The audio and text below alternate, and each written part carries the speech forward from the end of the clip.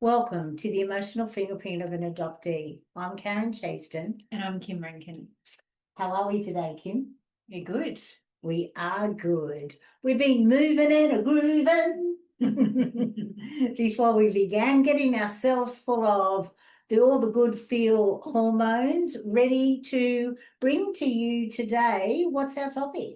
People pleasing and the fear of disapproval. The fear of disapproval with people pleasing. I wonder if most people who are people pleasers bring it back to a fear of disapproval. I'm not sure. Most people would think they're just being generous and they like to help other and they have empathy for other. And yeah, but when it really does make sense, the fear of disapproval. So I think for me, like the more I've done work on myself, I've come to recognize this trait. yes. That's what it is, that I'm scared of disapproval and being rejected. And are you pulling back on your people pleasing behaviours now? Yes. Oh, now that you're aware of it, I think they still show up.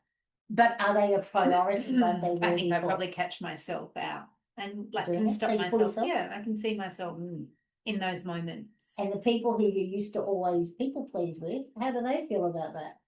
You're not being there as much. I don't know. How do you feel about that? I don't think you've ever been there. I don't think you've been a people pleaser from my perspective, or maybe you have said what you think I want to hear, but that's going to be another episode all by itself, so we won't go into that right now. So people pleasing, this behaviour takes root in the early disruption of the emotional umbilical cord, where the infant's nervous system learned to equate harmony with survival, which isn't good.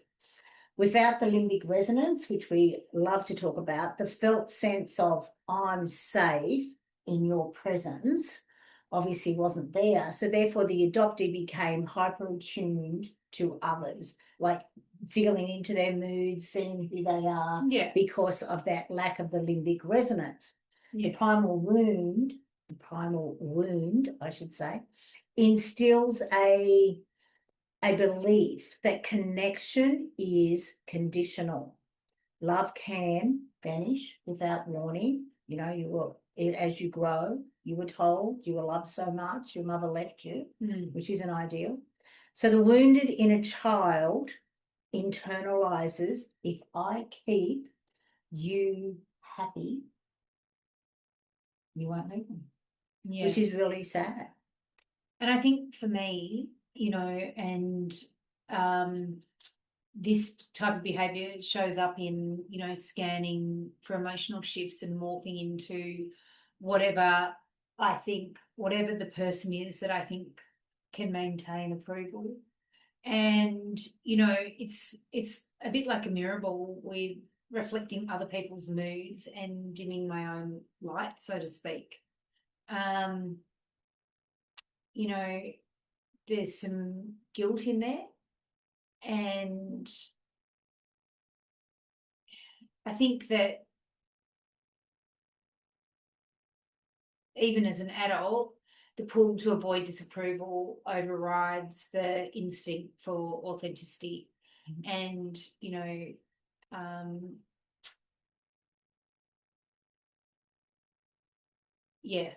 which is, so when we think about it, I know we're going to go into the 4 elements of the emotional umbilical cord sorry, not the emotional umbilical, the emotional fingerprint of an adoptee. But when you think about it, you're in an environment where you don't have that limbic resonance. So you want to be loved and approved of, and you're developing this, well, if I look after your needs, you look after mine, I'll be safe and you won't reject me. But we're going to go much more detail than that, aren't we? So it's really sad, because when you think about that limbic system, the limbic resonance, so your nervous system innately knows that survival depends on emotional attunement. Okay. So the absence of that attunement makes you hypervigilant to cues of approval or anger. Yeah. So you're constantly scanning, looking for that. And then your relational attachments to your caregivers, to your adoptive family, the safety hinges on others' moods, not on your own. Well, so you're subtle. You are very subtly notice a change in mood, the way they soothe, the actions that they take, so that you are always people pleasing, apologizing, even if it's not yours to apologize for. Yeah. Because you're constantly recalibrating to make sure that your emotional needs are met along with your physical needs. Yeah, I think, when the emotional umbilical cord is ruptured early, there's this deep visceral fear of disconnection, and it's ignited, and people pleasing becomes a way to prevent it. And so often as adoptees, we internalize the belief, if I upset you or if I don't show up how you want me to, I risk losing you. So we suppress these feelings, even in disagreement, or we edit our needs and respond emotionally before we think. Yeah. Yeah. And what about the primal?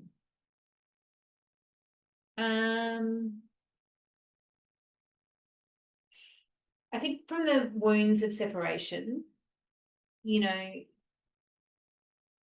loss and the core belief that, love is, I suppose, precarious. Yeah. And I must maintain it. It's conditional. So the people pleasing comes in trying to, I suppose it becomes like a ritual. Yeah. Yeah, constantly performing, people pleasing. I know, it's like adapt, comply. Like we've spoken about this in many in a lot of our episodes, where in 1968 the psychiatrists and psychologists in America were starting to understand the emotional and psychological trauma that was being caused to adoptees or an adopted person. So the way we delve into it and the way we have clearly shown the emotional fingerprint of an adoptee and all of these, it's not as though people were not aware of the emotional umbilical cord, the limbic system, the primal wound, and the wounded inner child. So those terminologies have been around for a long time. Yes, they might not have been expressed in the same phrasing that we understand, or looked at how it all intertwines and to make up the emotional fingerprint of an adoptee. But when we look back at it, it's like, and I think this is one of our drivers as to why we do what we do, because children are still being adopted. And it's important now that we live in the information age that the caregivers can be aware of this to ensure that all of these behaviours, which are a response, survival strategies. Yes, survival strategy, behaviours, but they can be made aware of early that the child is developing these traits. So through love, understanding, validation, through assisting the child to talk about it. Yeah. And at the age they're at, I'm not saying talk to a 2-year-old as you would an adult, talk to them age appropriately. That's right. So that with awareness and understanding and education, there is that validation, and so the feelings aren't internalized, and these behaviors are recognized for what they are, for survival strategies, and not the good, compliant, people pleasing, which assists the wounded inner child to not become more deeply wounded. That's right. And hopefully allows for authenticity, like, from an early age. Yeah. So that the child can say, well, if I speak, I won't be dismissed. I'll be understood. I won't be rejected. And it's not disloyal to bring these feelings up and speak about them and bring them into the light. Because my caregiver, my adoptive parents, they openly speak about, they understand that there is an emotional umbilical cord connection, that there is a lack of limbic resonance. And the primal wound of abandonment and rejection does not have to be such a impact that is lifelong. Yeah. Because it's spoken about, it's made aware, so it can be healed at such a young age. Yeah. So, Kim, let's now delve into the emotional themes that are behind the people-pleasing behaviours. I think the main one would have to be abandonment and rejection that drives this people-pleasing behaviour, because, in relationships, we don't want to be abandoned. And so I know for myself, I've shown up and probably read a room, watch other people's moods. I smooth things over before tension, takes over, just to ensure that the relationship can stay, just, maintain connection. And but when you think about it, like those traits, yes, they stem from your abandonment and your rejection wounds, but they're good traits to have, to be able to look at a room and read a situation, which like if you had those in your job, for example, to be able to, as a leader. Oh, definitely. Yes. So I think so. But, I think what happens is that personally I end up abandoning myself. Yes. And so what happens is that over time I've learnt that in order to maintain connection, I have to choose attachment over authenticity. Yes. And that's, yes. So you're abandoning yourself to people please. So you don't set boundaries properly.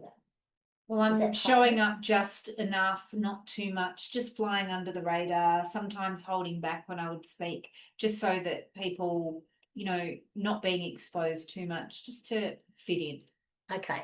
So I guess the environment of your formative years often reinforces the people-pleasing behaviours, because when your early grief and loss go unrecognised, the adoptee learns that harmony and compliance are rewarded, while emotional honesty, authenticity, causes discomfort to your parents, to the people around you. Like we don't want to know about that. Yeah. Because when you voice. But I think, over time, this emotional dance with being inauthentic can breed loneliness. And, even though on the surface it might appear that you're connected,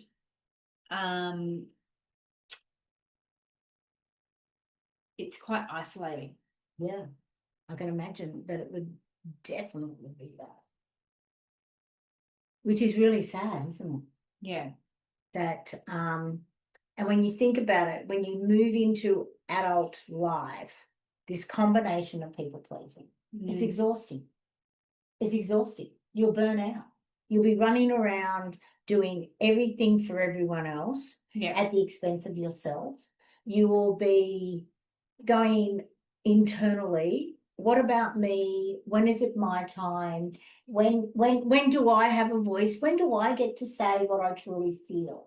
But I think that actually doesn't come up because underneath it all is guilt, like this feeling of, for having needs and taking up space. Oh, but every human has needs. Yeah, but so does needy to you, like having needs, does that mean you're needy? Do you equate your needs that if I express them, then I'm needy? Is that how it works? yeah. No, I don't know that it's So you're allowed to have needs? have needs, but apart from superficial, I need that diamond ring. yeah, lots of needs there. Yeah. I think they're wants. I think so too. I think it's more if I am too needy, then I might be rejected. Okay, rightio. So therefore you do what everyone else wants, you people please because you think that's the way they'll keep you around, they won't reject you. Well, if I make you uncomfortable, I might lose you also. Yeah. I don't like loss. Okay, I understand that, but how do you know when you make people uncomfortable? Because it's not as though you've walked in their shoes and what you think they feel isn't always what they feel. Well, I think for us, for a long time, we weren't showing up and being vulnerable and actually saying how we felt. Yeah. So because I was feeding you what I thought you wanted to hear. Which was never ideal. Please do not do that. No. Otherwise you will have a 20 or almost 20-year tumultuous relationship. And that's certainly why we are making sure it doesn't happen for anyone else. Yeah, and I think, it's just awareness and actually sitting down and holding the conversation and being authentic with you. Yeah. Has allowed our relationship to develop. Yeah. Over the last, 5 or 6 years that, yes, and sometimes I know I don't please you in what I have to say. Correct. But then it goes both ways as well. But that's a relationship. That's right. It's not just a reunited mother and daughter. It is in every relationship. And there is that give and take. And there is that understanding and those misunderstandings. Yeah. That, no, that's not what I said. It may have come out that way, but that wasn't the intention and that's what wasn't about it. So it is about having those conversations. But if you're continually people pleasing, you won't go that next step and have that conversation. That's right. That's right. So it is finding the strength and courage to be open and honest and authentic. Yes. And state my needs and actually look at when there has been a misunderstanding with us, especially how I've read that situation, and it usually comes back to the core wounds that rejection just that fear of being rejected is just always under the surface. Yes, but what we've found, and we're very good at this, and it's taken us a long time, that of course we're going to have disagreements. But we always delve into what was it about, where were we triggered, where was it in our body, what was it about, because your body talks to you. One of my favorite books is The Secret Language of Your Body by Ines Segal, in that your body is guiding you on your emotional wounds, on what's showing up for you and where it's triggered. Like, for example, if it comes into your solar plexus, which is just above your belly button, that's your power center. It's your third chakra and it's your power center. And so if your power was taken away from you from the time that you were born, or 6 weeks old, or from the time you were born, because that's when you were looking for the limbic resonance and the emotional umbilical cord was really tugging. So your power was taken away from you. So a lot of it, and then you in your heart as well, the love in your heart, this area is where a lot of where it's felt. And it's important for people to go, where was it felt? Was it felt in my throat? Mm. So your throat is your voice. Yeah. So what am I suppressing? What isn't going? If it's in your base chakra, which is your survival. So if you are in survival over something, it's like, right, what is it about? And I understand that a lot of the time it does come back to the core wounds of separation, of early separation, but it's also other things that are triggered. Yeah. As you learn and grow and become more and more aware, we both have it in our bodies, but we do sit and talk about it, and we do reflective exercises where we will come up with questions that each of us answer, and they're not always the same questions, but it's on the same topic, and then we share with each other after journaling. So and it's been actually quite a rewarding experience, I think, for both of us, because in that natural flow of writing and journaling, using your hand, that we perhaps have been a little apprehensive to share with each other, they've come up, and there's a little bit of safety in actually reading it rather than coming up and sitting back and listening to what the other person has to say and hearing it in those unfiltered words. I think has been really valuable to our relationship and healing. Well, not so much healing, but resolving any issues as they arrive and conflict. Yes. And we do this exercise usually when we're not in the same city, because I live on the Gold Coast in Australia and Kim lives in Sydney, but we share on Zoom and we record it and we both rewatch it, which is really good, because when I'm reading or Kim's reading, you're not aware of the other person's response, the way they're looking, what they're thinking, all that. So by re-looking at the video, we can then see, oh, wow, I didn't realize what I shared then actually touched them, or they became emotional about that, things like that. So it is a really good exercise, but the people pleasing isn't ever going to get you to reflective exercises. It's all about coming in to your authenticity. And it's not easy. No. None of this is easy. But, when everything remains buried and you're into adulthood, when things are left unchecked, this pattern of people pleasing shapes how adoptees show up in their careers, in their relationships, in their family roles, not only with their partners or their parents, but also with their children. It goes up and down. And the adoptee may become the dependable one, but they're not the happy one. They're not living and loving their life because they're not truly taking care of their emotional needs. I think, it can be mistaken by others as kindness, but really it's just rooted in fear. And over time, I suppose, if that being inauthentic can lead to resentment. And I think a big step for me and in my personal journey is learning that this is like trauma driven, this tendency to people please, and that I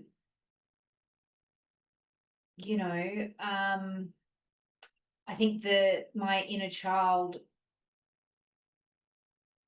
has remained unseen for so long, and it is still bargaining for love that should never have been the case. It should never have been needed to be earned. Oh yeah, never. And it's not just a relationship, as I said, between a biological mother and their child in reunion. This is for every relationship. If you it is about having the honest conversations and showing up and delving into your behaviors, which most of the time are socially accepted behaviors or seen as something else. But when we go back to our core formational years and we look at the things the way we do, in the 8 essential lessons. It really does help people to not only look at themselves, but to look at every relationship in their life. How am I showing up? And am I showing up at the expense of me? Have I lost me in the process? And I feel that many adoptees have shut down their own innate needs and requirements because of this abandonment and rejection wound. Yeah. That's why we do what we do, to bring awareness and insights and understanding to them and to all the people who love and support them, so that they, like everyone else in the world, deserve to be their true authentic self and to live and love their life every single day, in every single relationship.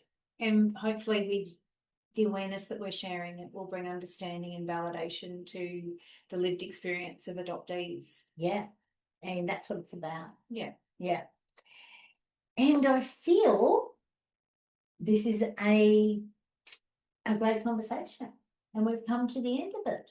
Is there anything else you'd like to share before we leave today? No, but if you've enjoyed today's conversation, please like and share. Yeah. And follow along. Yeah, please.